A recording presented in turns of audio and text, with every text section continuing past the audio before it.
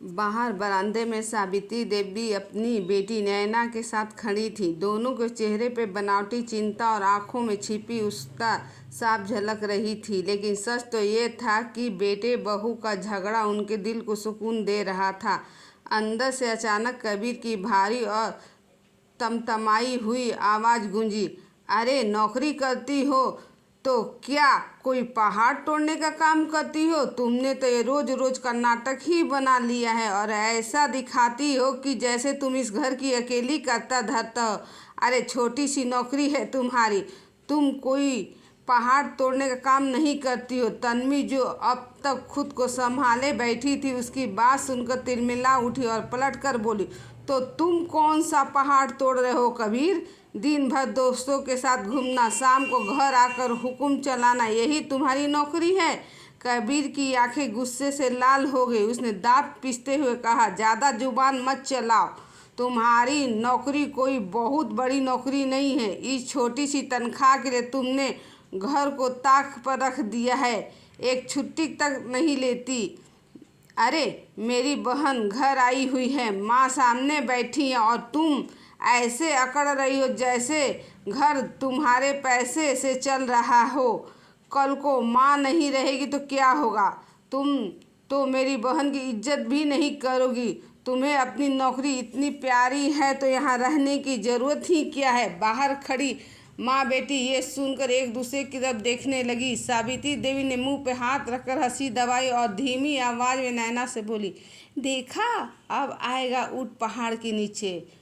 बहुत दिन से बड़ी अकड़ में थी, अब मज़ा आ रहा है। नैना ने भी मुंह तिरछा करके ऐसी हंसी हंसी, लेकिन तन्वी का सब्र अब टूट चुका था। हाँ तुम सही कहते हो, मुझे यहाँ रहने की कोई ज़रूरत नहीं है, लेकिन एक बात सुन लो, मैं नौकरी नहीं छोड़ सकती। जिससे मेरी और मेरी मेहनत की कदर नहीं, उसके साथ मैं एक छत के नीचे नहीं रह सकती। कबीर ने ठहाका लगाकर कहा, हाँ हाँ तो चली जाओ।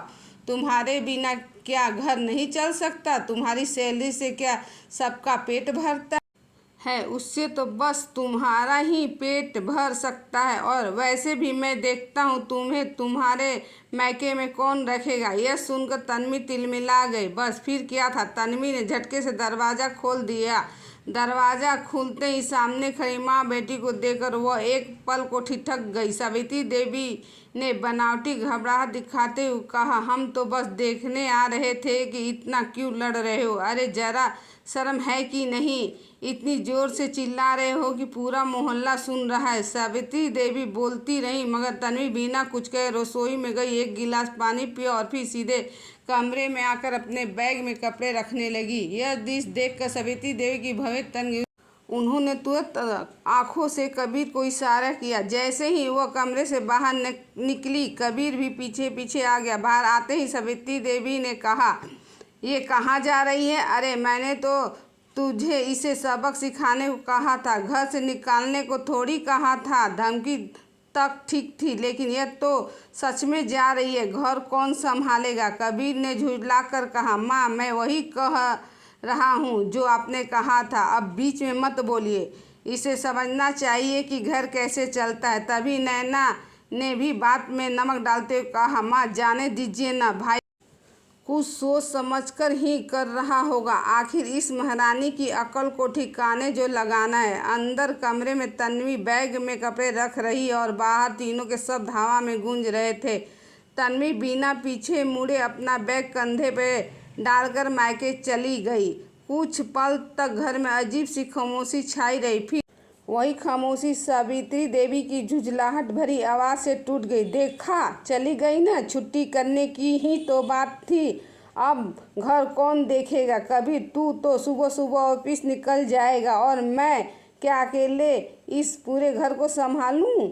बहू के जाने का मतलब ये नहीं कि जिम्मेदारियां भी चली जाती है। कबीर ने कुर्सी पर धड़ाम से बैठते हुए कहा, मम्मी आप ही तो रोज़ कहती थी कि पूरे दिन स्कूल चली जाती और घर का कोई काम नहीं करती। अब जब चली गई तो आपको राहत मिलनी चाहिए। अरे मैं तो बस ऐसे ही कह देती थी, मेरा मतलब था कि वह नौकरी छोड़ दे या छुट्टी कर ले। तू ही तो उसका पति है, तुझे उससे कहना चाहिए था कि कभी कभी घर को भी समय दे। मैंने थोड़े ही कहा था कि उसे भगा दो। और सुन, ज़्यादा समझदार मत बन। घर की औरतें घर छोड़कर चली जाए, यह कोई छोटी बात नहीं है। इतने में नैना ने बीच में कूदते हुए कहा, अरे मम्मी, जो हुआ है अच्छा हुआ है। वह रहती तो आप और मैं कितना समझ समझ के बोलते थे।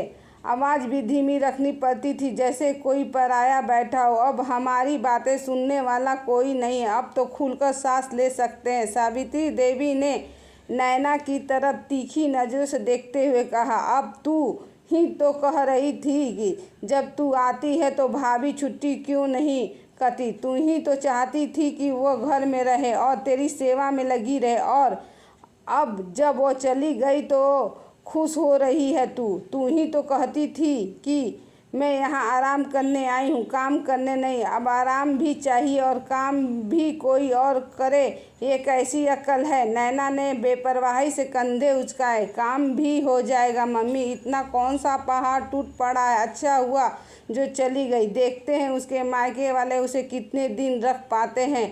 नौकरी का घमंड है ना, उतर जाएगा। चलो भैया। उसने अचानक अंदाज बदला, मुझे अलमारी की चाबी दे दो, मैं भी तो देखूं अलमारी में क्या क्या छिपा कर रखती है। बार बार ताला लगा देती है, जैसे इस घर में कोई चोर बैठा हो।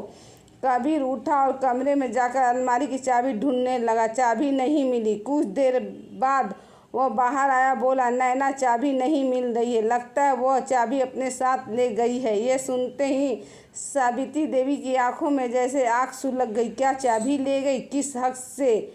अलमारी में क्या उसकी जायदाद है? इस घर में बेटे का भी सम्मान है, मेरा भी है। ऐसे कैसे ताला लगाकर चली गई? फिर उन्होंने कबीर की तरफ देखकर गुस्से में कहा, तूने उसे चाबी ले जाने क्यों दी? पति होकर इतना बेबस हो गया? नैना ने भी गुस्से में कहा, भैया ये तो हद हो गई, आप कुछ बोलते क्यों नहीं? अभी फ़ोन लगाइए और चाबी मंगवाइए। उसे समझाइए कि यह उसका मायका नहीं है कि जो चाहे उठा ले जाए। कबीर ने झल्लाकर फ़ोन उठाया और तन्वी को कॉल किया। एक बार, दो बार, तीन बार फ़ोन बजता रहा, लेकिन उधर से कोई जवाब नहीं आया। फ़ोन नहीं उठा रही, उसने खींचकर कहा।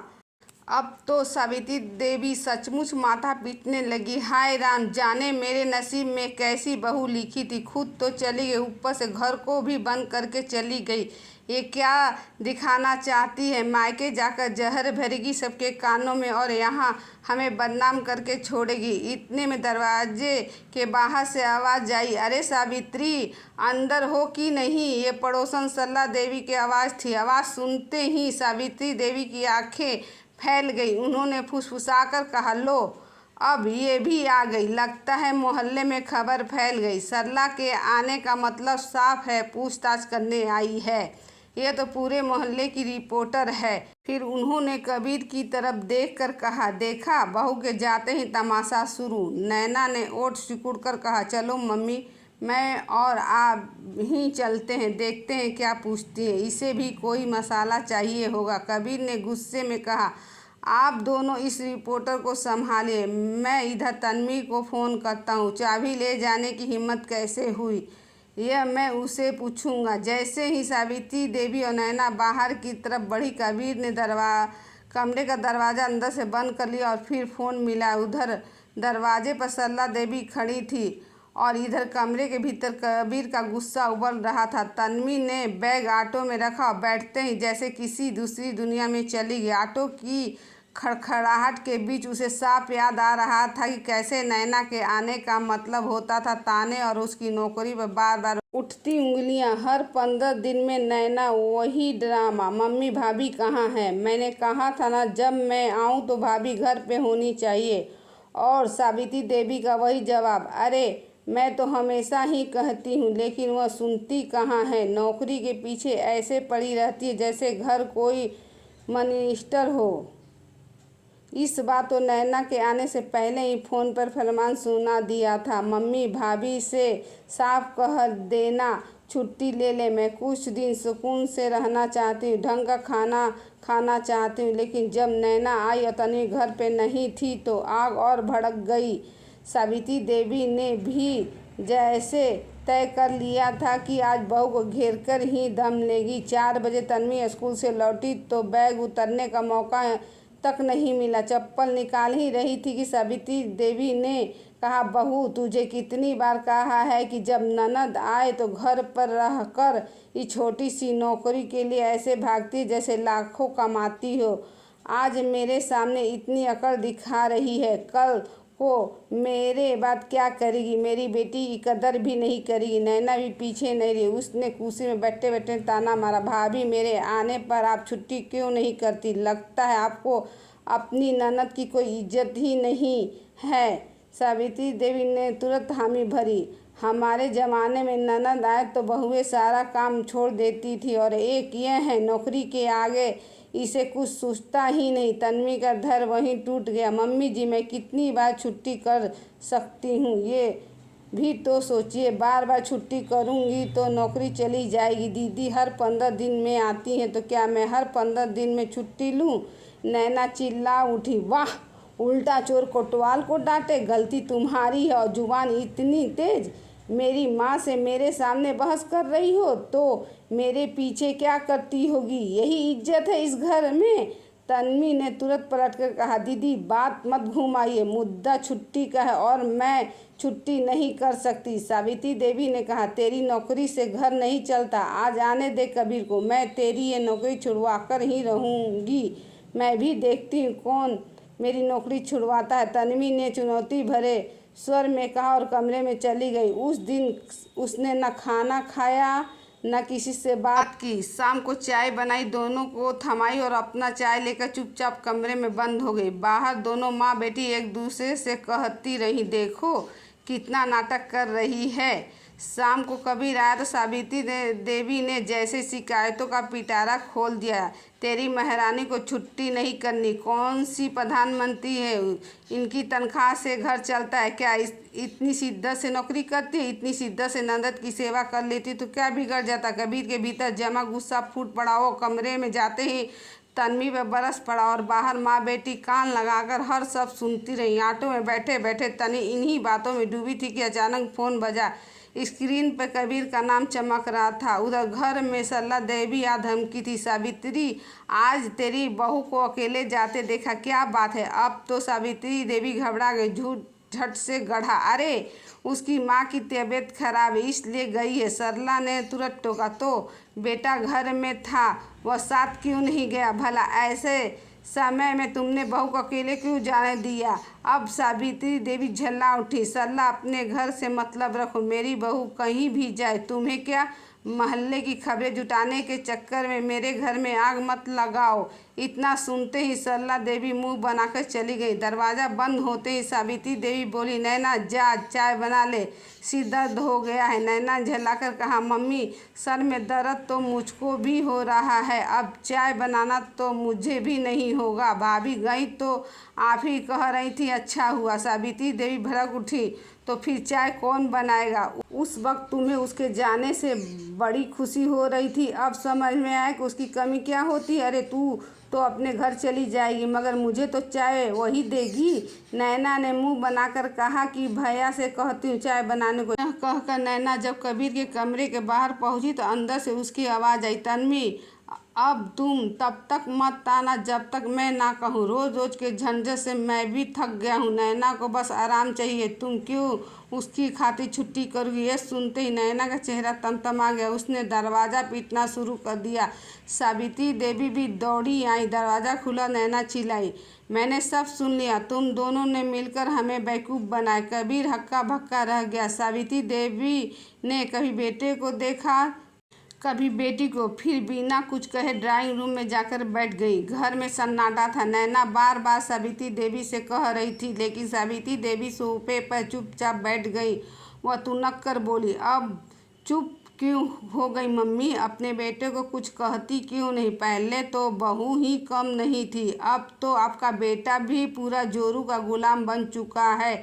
घर में आपकी कोई सुनता ही नहीं। नैना के सद में जहर था, मगर इस बार कबीर चुप रहने वाला नहीं था। उसने कहा, नैना, ज़्यादा बोलने की ज़रूरत नहीं, यह सब तेरी हरकतों की वजह से हुआ है। मैं रोज़ रोज़ तेरी वजह से अपनी पत्नी को परेशान नहीं कर सकता। तू चाहती क्या है कि हमारे बीच हर वक्त लड़ाई होती रहे? उसने एक गहरी सांस ली, फिर बोला, और हाँ, मुझे सब पता है। जब मैं और तन्वी लड़ रहे थे, तुम और माँ बाहर खड़े होकर मज़े ले रहे थे। तू कैसी बहन है जो भाई का घर टूटता देखकर खुश हो रही थी? नैना का चेहरा तमतमा गया। उसने तुरंत माँ की तरफ देखा, शिकायत भरे स्वर में बोली, देखो मम्मी, भाई मुझे किस तरह बात कर रहा है। मैं इस घर की बेटी हूँ, कोई गैर नहीं हूँ। इतना सुनते ही सावित्री देवी अचानक खड़ी हो गई। उसके चेहरे पे गुस्सा और पछतावा एक साथ उभरा। उन्होंने बिना एक पल सोचे नैना के गाल पर जोरदार थप्पड़ मार दिया।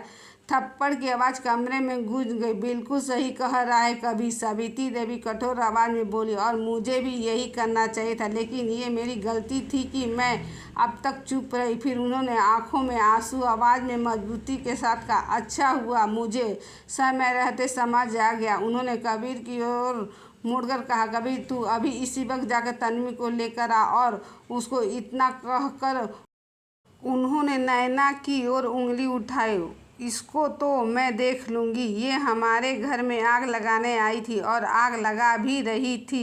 इसे जरा भी शर्म नहीं आई भैया भाभी का घर तोड़ते हुए? सावित्री देवी का लहजा और तीखा हो गया। मैं कब से कह रही थी कि तन्वी का जाना अच्छा नहीं हुआ, मगर ये तो खुश हो रही थी। जरा सा मैंने चाय बनाने को का कहा तो कहने लगी हिम्मत नहीं, और चाय बनाने अपने भैया के पास जा रही थी। अरे, जो अपनी माँ के लिए चाय तक नहीं बना सकती हो वो और क्या करेगी? मैंने हमेशा बहू पर उंगली उठाई, मगर आज पहली बार अपने गिरबान में झांका है। मेरी बहू ने जितना इस घर के लिए किया है उतना कोई नहीं कर सकता। बस मुझे समझने में देर हो गई। माँ का ये बात सुनकर कबीर की आंखें नम गई। उन्होंने बिना देर किए तन्वी को फ़ोन लगाया। उधर ऑटो में बैठी तन्वी ने जब कबीर की बदली हुई आवाज़ सुनी तो एक पल को चुप रही। कबीर ने कहा, तन्वी वापस आ जाओ।